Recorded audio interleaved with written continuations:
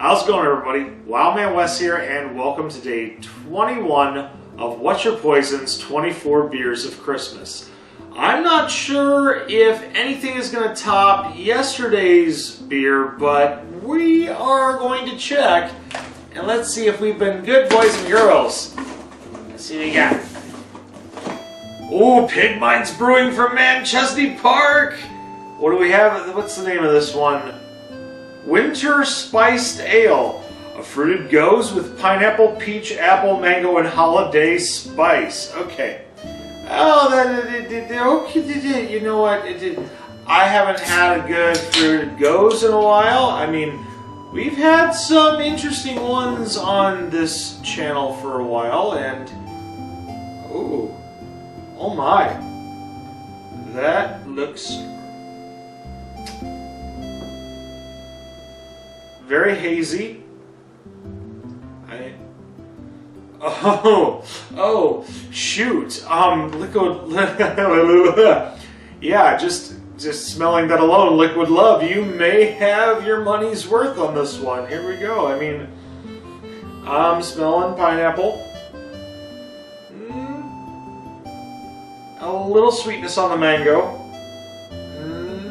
Not the holiday spice I'm not seeing yet, but that's probably on the mouthfeel. But here we go.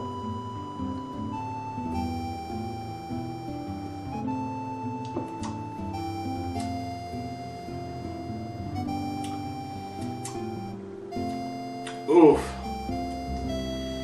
We may have a tiebreaker on this one. This one is very nice. I like this one. I mean, fruited goes and like sour ales, I mean, you're going to get a lot of acidity in these, but this one, hang on, wait a sec.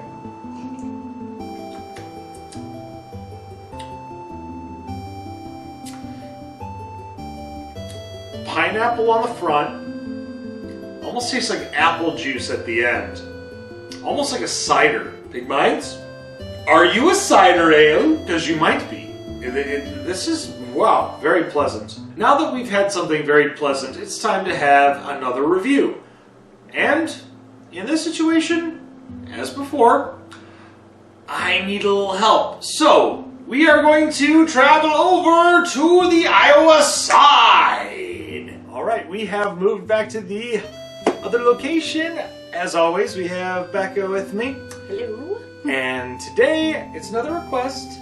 We did have one that we were going to do, but unfortunately, due to not being able to find it in our collections, much less on apps on, you know, the interweb and all that.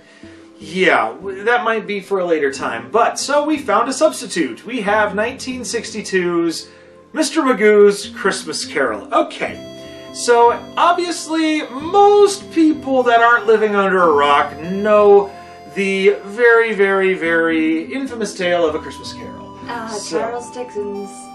Yep. So, pretty much in this hour-long special, Mr. Magoo is going to Broadway to play Ebenezer Scrooge on a stage production of A Christmas Carol. So, yeah, you get it. You know the story. You know the story. Scrooge is just a curmudgeon-y old jerk that just doesn't want to give any money to anybody. It's all about him. And he's visited by a former associate as well as 3 ghosts, past, present, future, to let him know if he does not fix his errorous ways, bad things are going to happen. Well, yeah, that's pretty much what it is, but, I mean, it's Mr. Magoo. It's Mr. Magoo. And, I mean, pretty much in the whole aspect of the show, I mean, especially with the character of Mr. Magoo, he can barely see, so obviously there's going to be a lot of, you know, bad vision jokes, which we'll get into in a little bit. We're going to talk about what we like and what we don't like about this film. I'm going to go ahead and say, if I mention what I like, a lot of those bad vision jokes. It's when Jacob Marley is trying to present himself to Scrooge before he's, you know, like actually does the Ebenezer. He starts showing up on a door knocker, and, you know, Mr. Magoo / Scrooge is doing the, what? I just see that right now, and I'm definitely gonna need some glasses. So, which is funny because it breaks that fourth wall. I love the voice cast. I mean, you have Jim Backus voicing Mr. Magoo as per usual. You also have some other names from back then that did a lot of voices for cartoons, as well as multiple things such as Paul Frees, and then Les Tremayne, who has been in countless cartoons in the 60s and 70s as the Ghost of Christmas Present, so that made me kind of happy. So, I mean, that's about it. This is one of those films that it's not Christmas until it gets watched. I like the songs in it. Like, they're kind of cheesy, but I will absolutely sing along with them every year. Yeah. He got to listen to them, bless his heart. Oh, I've seen this movie before, and I actually enjoy it. He got to listen to me singing them. And I still enjoy hearing you sing. One thing I got to backtrack on what I like is Mr. Magoo is definitely one of those cartoon characters that, especially in the 60s, you could get away with some things. You could get away with a lot of jokes, and not really gonna spoil any of them, you just have to watch them for yourself, but yeah, I mean, there's some double entendres in there where you go, wait, we had to rewind going, did we hear that? Did you hear that? Yeah, I mean, or almost like, they say things where you think they said something, but they didn't. Anybody that ever, remembered watching the 60s Grinch cartoon with Trim Up the Tree, the end of that song, before we actually had the lyrics in front of us thanks to Google, we thought they said something else. And if you don't believe me, Google that joke and you'll understand what we're talking about. I just learned it this year. But yeah.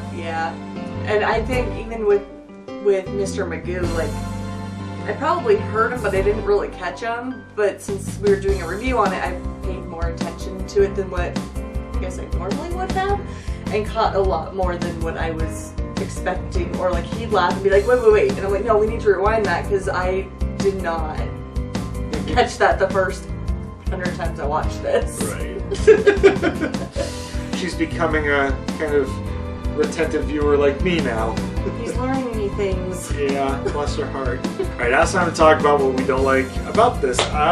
Honestly, maybe some of the jokes didn't age well, but at the same time, okay, the one thing, the one thing that gets me is, you know how we're always used to something, whether it's rebooted, rehashed, remade. They did something that, some people might look the other way, but no, I am a purist, especially when it comes to stories. In this one, normally you have the visits from Marley, Ghost of Past, Ghost of Present, Ghost of Future. In this one they had Marley, Ghost of Present, Ghost of Past, Ghost of Future. Like, you can't do that, that's not fair! He was very upset while watching this. I did not even realize that happened even as a kid. Now seeing it, it made me a very, very sad panda. Got a little crunchy on it. I got very crunchy. Which I have to say, that's not something that I ever caught or paid attention to, I guess, until you got very upset about it.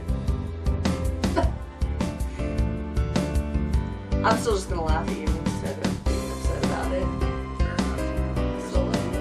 I still love you. Now it's time to grade this. I mean, I'm gonna give this one solid A. I was gonna go with an A. Like, there's definitely some of the jokes that didn't age well, where it's kind of like, oh, I shouldn't be laughing at that. Or sometimes the joke is kind of, oh, boo. Oof. But overall, I like this movie. It's a good movie. Like I said, it's not Christmas without it. It's definitely one of those. It's tradition, and what we always say about tradition. You don't mess with tradition. You don't. Well, we hope you enjoyed this quick review of Mr. Magoo's Christmas Carol, as well as the beer prior to this. Make sure you leave a thumbs up. If you didn't agree with us, leave a thumbs down. Totally get it. Otherwise, make sure you share on social media. Most importantly, you push that little red button, ring that bell for instant notifications. Check out our boy Hefe on Beer You, Beer Me. And most importantly, have fun this holiday season watching as many movies and specials as you can. Don't forget spending time with family, too. Exactly. Until then, I'm Wildman Wes. I'm Rebecca. And we will see you tomorrow for day 22 of Whatcha Poisons, 24 Beers of Christmas, and another movie review. Tomorrow is going to be interesting. Anyways, take care, folks. Bye.